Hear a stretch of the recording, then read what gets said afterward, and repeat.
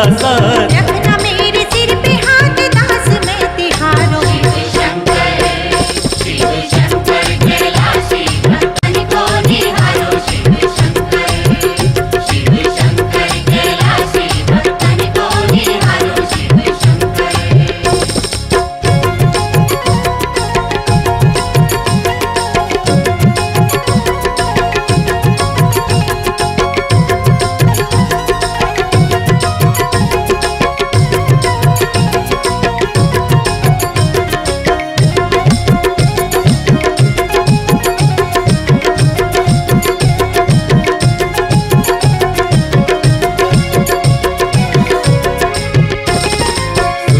मुनि धरत ध्यान वेद वचन करत गान।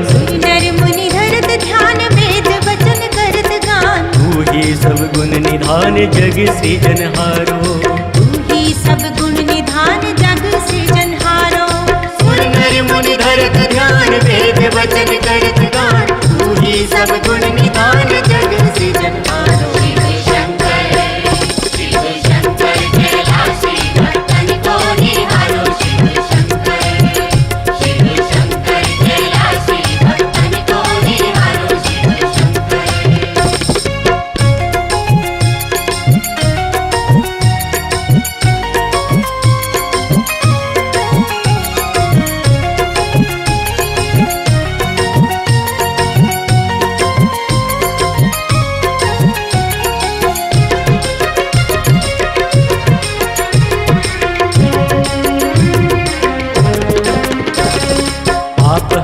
तेरो नाम सुख स्वरूप परम धाम। पाप हरण तेरो नाम सुख स्वरूप परम धाम। अचरज सब तेरो काम दया कर निहारो।